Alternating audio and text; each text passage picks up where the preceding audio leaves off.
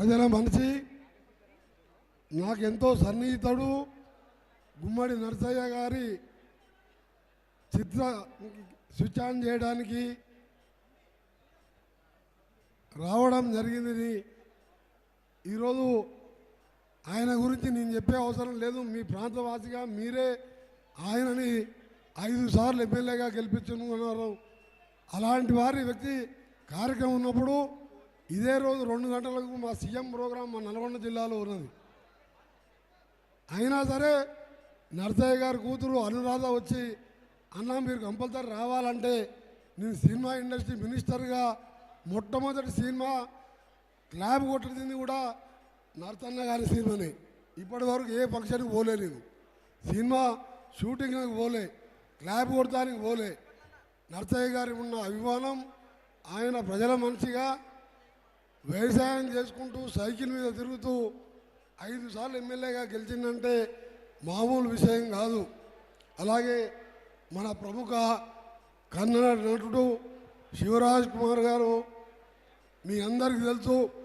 రాజ్ కుమార్ గారు మన ఎన్టీ రామారావు లాగా కన్నడంలో పెద్ద యాక్టరే కాదు, ప్రజల మనిషి. అలాంటి కుమారుడు శివరాజ్ కుమార్ గారు, వారి సతీమణి గారికి, అలాగే వేదిక పైన మా ఎమ్మెల్యేలకు, మా సిస్టర్ నందిని గారికి, మీ ఎమ్మెల్యేలకు పేరు పేరున సమయం లేదు కాబట్టి అసలు మనం నరసన్న హీరోగా ఆ పాత్రలో నటిస్తున్నందుకు thank you very much sir. On behalf Narasayya I'm telling thank you very much. You are really great. Common Man సినిమా you are accepted for acting. Really this is a great news. That's why all the way I came here to meet you. మీ అందరికి కూడా నరసయ్య గారి జీవిత చరిత్ర చూసి కాబోయే సర్పంచులు కానీ, ఎమ్మెల్యేలు కానీ, ఎంపీలు కానీ, మంత్రులైనా, ప్రధానమంత్రి అయినా నరసయ్య స్ఫూర్తి తీసుకుంటే ఈ దేశం బాగుపడుతుంది, అవినీతి రూపుమారుతుంది. అలా విధంగా ప్రతి ఒక్కరు పోయే విధంగా నరసయ్యను తీసుకోవాలి. నేను అసెంబ్లీలో ఉన్నప్పుడు నరసన్న ఆడికెళ్ళి లాబీలు వెళ్ళినంటే నేనే ఎదురుగా పోయి కౌగులించుకొని ఇద్దరం గంట సేపు మాట్లాడుకునే వాళ్ళం. సమస్యల మీద ప్రతి విషయంలో కూడా ఆయన నాతో, నేను ఆయనను గౌరవిస్తూ ఆయనతో తిరిగేవాడిని. నేను ఇవాళ 5 సార్లు ఎమ్మెల్యేగా, ఒకసారి ఎంపీగా గెలిచినా నరసన్న దాంట్లో ఇంత కూడా లేదు. నేను ఆయన కంటే ఆయన ఒక పెద్ద మహోన్నత వ్యక్తి. ఆయన అలాంటి వ్యక్తి ఈరోజు నిన్న 100 ఏళ్ళు ఆరోగ్యంగా ఉండాలని, ఆ కుటుంబం అంతా చల్లగా ఉండాలని, 5 అన్నదమ్ములు, 10 ఎకరాల భూమి, మనిషికి 2 ఎకరాలలో వ్యవసాయం చేసుకుంటూ వచ్చిన జీతం పేదోళ్ళకు సహాయం చేస్తూ ఎమ్మెల్యే జీతాన్ని ఆ 2 ఎకరాల మీద వ్యవసాయం ఆయనే స్వయంగా చేసుకుంటూ ఆ కుటుంబాన్ని సాగించిందంటే ఇది మామూలు విషయం కాదు. అందుకనే ఆయన గురించి ఎంత మాట్లాడే అర్హత నాకు లేదు. ఎందుకంటే నేను 6 సార్లు గెలిచినా నరసన్న మీద ఎవరు కూడా పోటీకి రారు ఈ రాష్ట్రంలో, ఈ దేశంలో.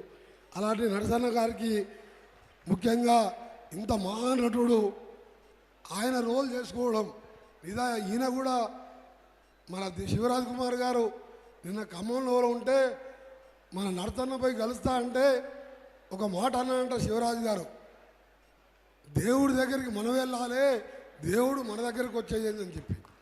అంటే మీరు అర్థం చేసుకోండి ఎలాంటి వ్యక్తి మీరు, అంత మంచి మనిషి. ఆ మాట అన్నాడంటే మామూలు విషయం కాదు. అందుకనే మీ అందరికి కూడా మరొకసారి ఆయన ఇచ్చిన కార్యక్రమాలు మీ అందరికీ తెలుసు. ఇంకా సేవా కార్యక్రమాలు చేస్తున్నాడు. తప్పకుండా నా పూర్తి సహకారం ఉంటుందని, ముఖ్యంగా నాకెంతో క్లోజ్ ఫ్రెండ్ సురేష్ రెడ్డి నిర్మాత, నాకెప్పుడు రెగ్యులర్గా నేను ఎంపీగా ఉన్నా, ఎమ్మెల్యేగా ఉన్నా, మినిస్టర్గా ఉన్నా నాకెంతో సన్నిహితంగా ఉన్న సురేష్ రెడ్డి గారు, వాళ్ళ కుటుంబం అంతా కూడా నాకు చాలా దగ్గర ఫ్యామిలీ మెంబర్సు.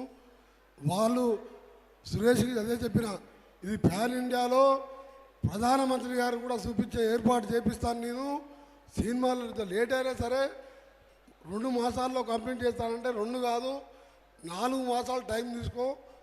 దేశంలో అన్ని భాషల్లో కూడా ఈ సినిమా రిలీజ్ కావాలి. ప్రజలు మారాలంటే, ప్రజల జీవితాలు మారాలంటే ప్రజాప్రతినిధులు నడిచేలా ఉండాలి.